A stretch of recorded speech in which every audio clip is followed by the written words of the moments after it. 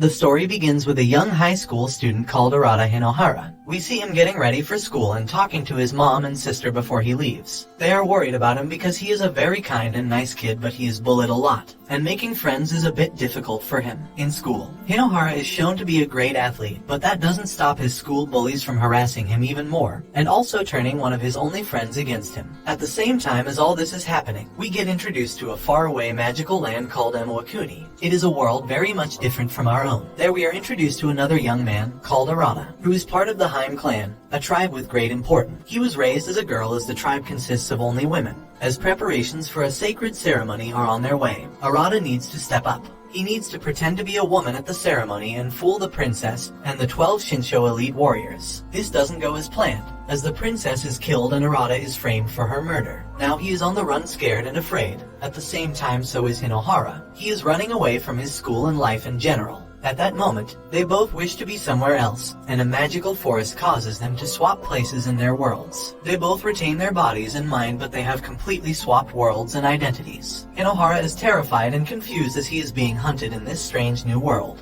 He meets up with Gatoya and he tries to explain who he is. Gatoya takes him to the village elder where they try to figure out what has happened. At that moment, Kannagi, one of the Shinsho warriors, shows up to capture Hinohara. He takes Gatoya hostage, and in that moment, Hinohara ignores his insecurities and prepares to fight. In that moment of bravery, he picks up a sword that powers up with fire, and is revealed to be the Hayagami, called Tsukuyo. Hinohara has awakened an ancient power and is able to defeat Kannagi and his Souliders. They manage to successfully escape and hide out in a cave. Kannagi is left confused by the battle as he has never seen such power. On the other hand, Hinohara starts to feel guilty because he took the place of the original Arata and he might never return.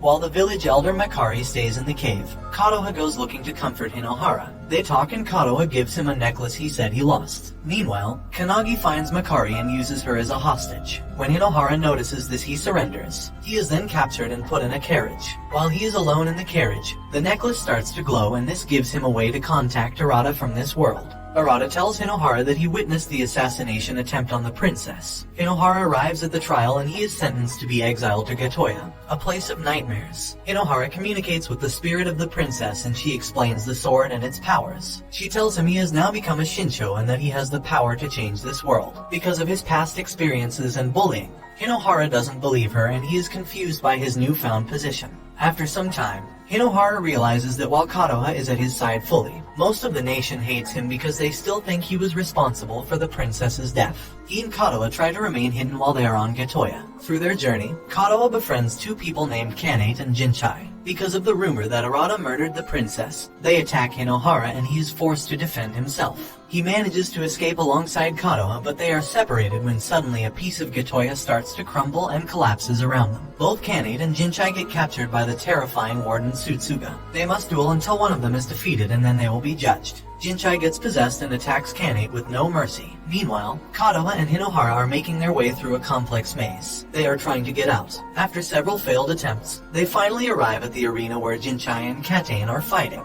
Kannate is holding back and doesn't want to fight, but he has to defend himself. Hinohara is reminded of how his own friends back home also turned on him easily. Jinchai goes for a final swing, but Kannate knocks him out. At that moment, Warden Tsutsuga declares both of them criminals and to be terminated. Hinohara tries to fight Tsutsuga but is overpowered because his Hayagami sword won't activate. He starts to give up but then sees Gatoya and remembers that everyone is counting on him. This allows him to activate his sword and defeat Tsutsuga, but the warden doesn't go lightly. He tries to use his demon Hayagami but ultimately fails. For a moment, Hinohara understands Tsutsuga because he too was betrayed by his friend. Back in modern Japan, we see how Arata is getting used to living the life of an ordinary high school student. Hinohara's family knows something is wrong, but they are playing along hoping he gets better. In the land of Amawakuni, Hinohara and the crew are slowly making their way towards the capital. Their goal is to clear his name and try to save the entire land from going into chaos. But first they need to pass 12 domains which mirror the 12 Shinsho who rule over each one of them.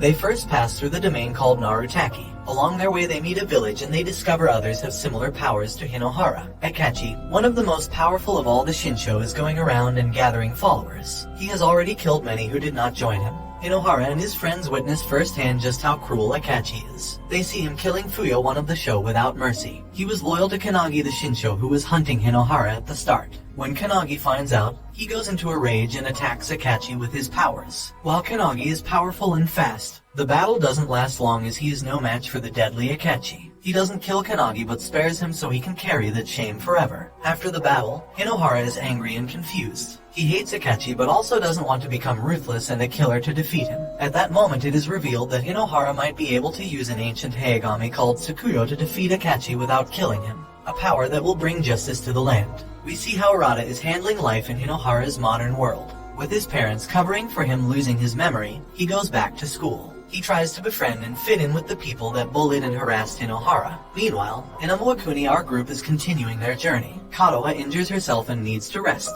This leads to Hinohara and Arata communicating again. When Hinohara learns that Arata has been going to school, he panics thinking of the mess that awaits him when he gets back home. But the calm journey is interrupted when Kannagi, who has been stalking the group for a while, attacks. He uses his flame powers to attack Hinohara but accidentally. Gatoya gets caught in the middle of the attack and is trapped by flames. This reminds Kannagi of his past and his love Emisu. She died in a fire and Kannagi was too late to rescue her. In that moment, he decides to save Gatoya and not to make the same mistake twice. The group is quite shocked by Kannagi coming to Gatoya's rescue. So for a moment, they all agree to a temporary truce. We transition to Japan and see Arata trying to handle his school life. After school, he sees the friend who betrayed Hinohara. He apologizes for turning against him but he feels he had no other choice as he was scared of Katawaki, the main bully who makes Hinohara's life hell. Arata decides to talk to Katawaki but that doesn't go well. After that, Katawaki is in such a rage-fueled state he is also transported into the land of Amawakuni. His only goal is to kill Hinohara. Meanwhile, we see Kannagi slowly start to understand and connect to Hinohara. We learn that the group will be hunted even more now as the rulers have realized Hinohara is not of this world and he must be stopped.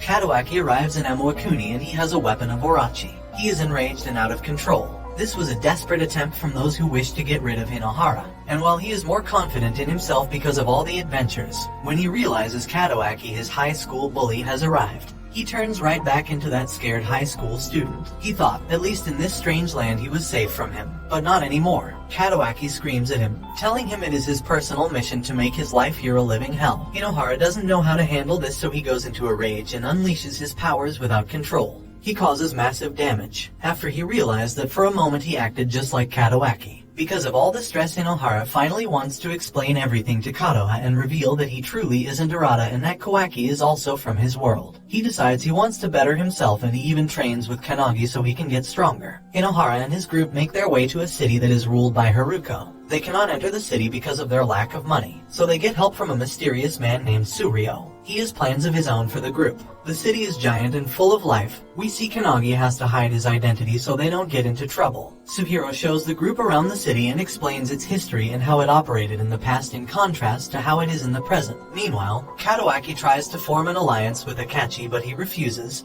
deeming him unworthy. Akechi then stabs Katawaki with a spear in the eye. Hinohara and Gatoya spend some time together training before Gatoya is kidnapped by an unknown water force. They find that Uranami has kidnapped Gatoya and wants to fight Hinohara to honor his mother. Meanwhile, we see the aftermath of Akechi and Katawaki's confrontation. It seems that Akechi offered one of his eyes to Katawaki to make him stronger. Now Katawaki has even more power than before. The fight between Hinohara and Uranami is interrupted when Katawaki suddenly shows up, stopping the fight as he is the only one allowed to defeat Hinohara. Uranami creates an illusion pulling both of them into a strange dimension. He traps Hinohara in his memories, reliving his childhood trauma and fears. This is all a way to have Hinohara submit and give up. For a moment Hinohara seems to give up until a voice brings him back. His love for Gatoya helps him get free of the illusion and defeat Uranami once and for all, restoring order in the city. The celebration is interrupted when Katawaki shows up again ready to finally defeat Hinohara. Katawaki accuses Hinohara of being a demon and hating him.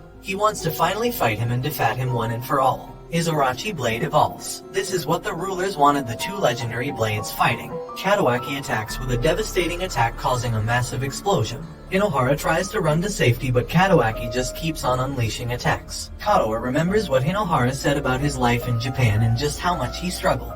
She asks Kannagi to help, but he refuses as this is Hinohara's fight. The fight rages on with both of them having massive power surges. The clash and Hinohara is barely holding on. At that point he remembers all the friends he made and the love he found on this adventure. Also, Lord Uranami decides to give his power to Hinohara to help him win. With all that power, he is finally able to overpower Gatoya and truly unlocks the full potential of his blade and power. Gatoya runs away, and while he respects Hinohara more after the battle, his goal still remains to defeat him one day. Gatoya and Hinohara prepare for their next adventure, and Hinohara declares that he will save Amawakuni and its people. That is his mission now, and this brings the anime to an end. Don't forget to like and subscribe if you